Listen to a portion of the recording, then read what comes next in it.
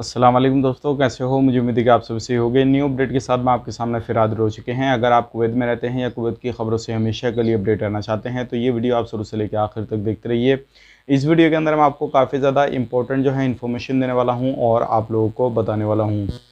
देखिए, कुछ न्यूज़ ऐसी है जो कि आपको जान लेना ज़रूरी है, क्योंकि अभी कुवैत के अंदर काफ़ी ज़्यादा हालात जो है कह सकते हैं पहले के मुकाबले ख़राब हो चुके हैं।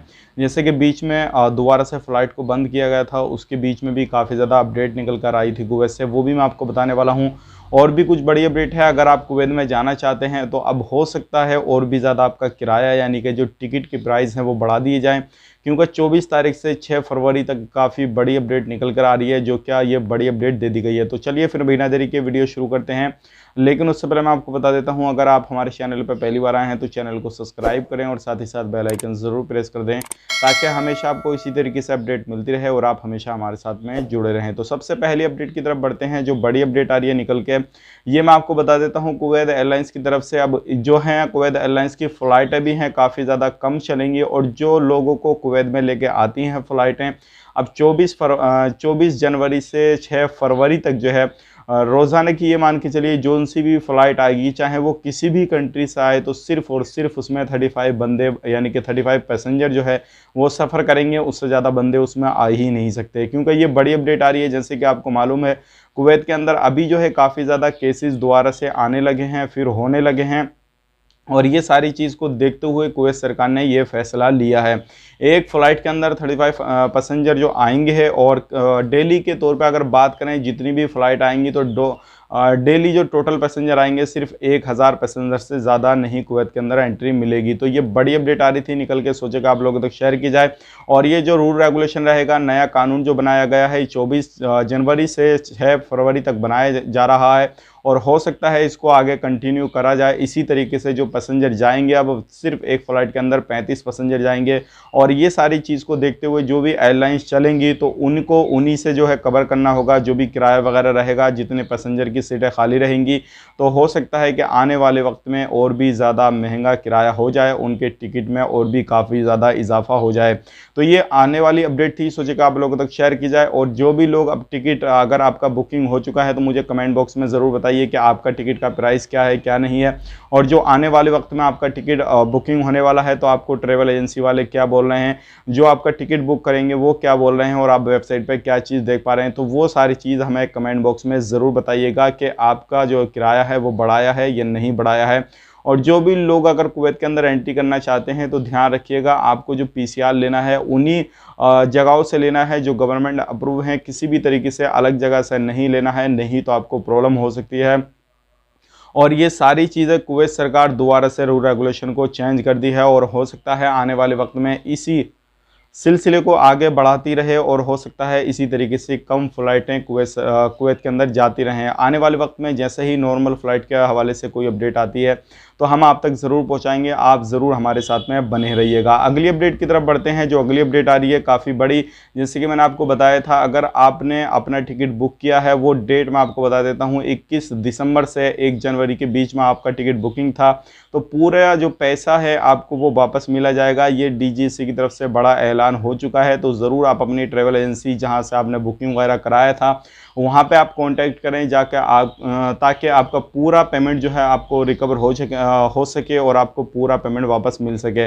अगर आप उसको यूज़ में लेना चाहते हैं या टिकट वगैरह लेना चाहते हैं तो बिल्कुल ले सकते हैं, कोई भी टेंशन वाली बात नहीं है। लेकिन मेन चीज़ वही है कि अब जो टिकट मिलेंगे हो सकता है उनके प्राइस और भी बढ़ा दिए जाएँ और ज़्यादा महंगा कर दिया जाए। बढ़ते हैं अगली अपडेट की तरफ। जो अगली अपडेट आ रही है निकल के वैक्सीन के हवाले से आ रही है। जैसे कि आपको मालूम है, कुवैत के अंदर दूसरा जो बैच है वो वैक्सीन का लगाने के लिए तैयारी चल रही है, लेकिन अभी इसको जो है टाइम और भी ज़्यादा लग रहा है। यही क्योंकि अभी कुवैत के अंदर जो भी तैयारियां थी वो फुल तरीके से नहीं हो पाई हैं। तो हो सकता है आने वाले वक्त में जल्दी ही दूसरा बैच भी जो है वो तैयार हो जाए और लोगों के वैक्सीन लगना शुरू हो जाए। अगर अभी तक आपने वैक्सीन के लिए किसी भी तरीके से रजिस्ट्रेशन नहीं किया है तो आप अपना रजिस्ट्रेशन ज़रूर करें। मिनिस्ट्री ऑफ हेल्थ की वेबसाइट पर जाएँ, और जाने के बाद में नॉर्मल आपको प्रोसेस करना, अपना कॉन्टैक्ट नंबर, अपना सिविल आईडी और जो भी इन्फॉर्मेशन आपसे अदर मांगी जाए वो इन्फॉर्मेशन आपको दे देनी है, ताकि आपको किसी भी तरीके से जैसे ही वैक्सीन लगना शुरू हो जाए आपको कांटेक्ट किया जाए और आपको कांटेक्ट करने के बाद में आपको वैक्सीन लगे और उसका एक आपको वैक्सीन का पासपोर्ट मिल जाए। ध्यान रखिएगा, जो भी लोग वैक्सीन लगवाना चाहते हैं तो उन लोगों को एक सर्टिफिकेट वगैरह दिया जाता है। जो भी जिस कंट्री में भी जाते हैं तो उनको काफ़ी ज़्यादा आसानी हो जाती है उस वैक्सीन को लेकर। जब सर्टिफिकेट मिला हुआ होता है तो कहीं पे भी जाते हैं तो कोई भी प्रॉब्लम नहीं आती है। लेकिन आपको मैं एक चीज़ क्लियर कर देता हूँ, काफ़ी सारे लोग बोल रहे हैं कि वैक्सीन लगवाने के बाद में अगर हम छुट्टी जाते हैं, छुट्टी 2 महीने की काट के अगर इंडिया जाते हैं या किसी अदर कंट्री जाते हैं, अगर वापस आएंगे तो हमें क्वारंटीन रहना पड़ेगा या नहीं, अगर पीसीआर लेना पड़ेगा या नहीं। तो मैं आपको बता देता हूं, अगर आप किसी भी कंट्री जाते हैं, आपने एक बार कुवैत को छोड़ा, चाहे वो 10 दिन के लिए या 5 दिन के लिए या फिर आप गए और जाने के बाद में आए, तब भी आपको जो है, जो नए बंदे आ रहे हैं जो पहली बार जा रहे हैं या फिर किसी भी तरीके से पहले लॉकडाउन से छुट्टी आए हुए थे वो जा रहे हैं, तो जिस तरीके से उनको पीसीआर लेकर जाना होता है, 14 दिन क्वारंटीन रहना पड़ता है, तो उसी तरीके से आप लोगों को क्वारंटीन रहना होगा।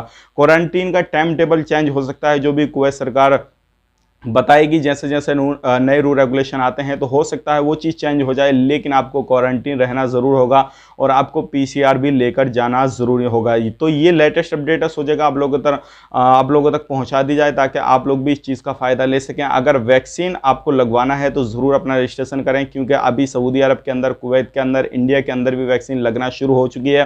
तो आप ज़रूर अपने वैक्सीन लगवाएं और उसका पूरा सर्टिफिकेट अपने पास में रखें। अगली अपडेट की तरफ बढ़ते हैं। अगली अपडेट आ रही है इलीगल लोगों के हवाले से। जैसे कि आपको मालूम है, कुवैत सरकार ने फिर से 1 महीने का ऐलान कर दिया है फरवरी का, तो आपको उस चीज़ का भी फ़ायदा उठाना है। और काफ़ी सारे लोग मुझसे कमेंट में पूछ रहे थे कि जो भी फ़ाइन वगैरह और जो भी गिरामा वगैरह हम पे लगा हुआ है, क्या उसको हमें देना पड़ेगा या नहीं।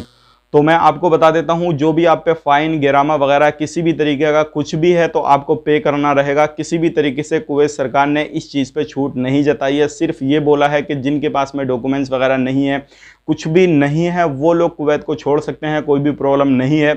लेकिन ये फाइनली अभी अपडेट नहीं निकल कर आई है कि जिन पे जितना ज़्यादा किसी भी तरीके का लोन वगैरह है या किसी भी तरीके का कुछ भी है तो उनको देना होगा या नहीं। मैं आपको बता देता हूं, अभी जो चल रहा है सारे लोगों को देना पड़ रहा है और वही लोग कुवैत को छोड़ पा रहे हैं जो लोग दे रहे हैं। अगर आपको कुवैत में रहना है तब भी आपको देना होगा और अपने वीज़ा को रिन्यू करा सकते हैं। अगर कुवैत से बाहर जाना चाहते हैं, अपने देश जाना चाहते हैं, तब भी आप जा सकते हैं। लेकिन सबसे इंपॉर्टेंट चीज़ ये है, इस छूट के अंदर जितने लोग अभी छोड़ेंगे इस छूट के अंदर, तो वो दोबारा से कुवैत के अंदर एंट्री कर सकते हैं। उनको दोबारा से किसी भी तरीके से कोई भी प्रॉब्लम नहीं आने वाली है।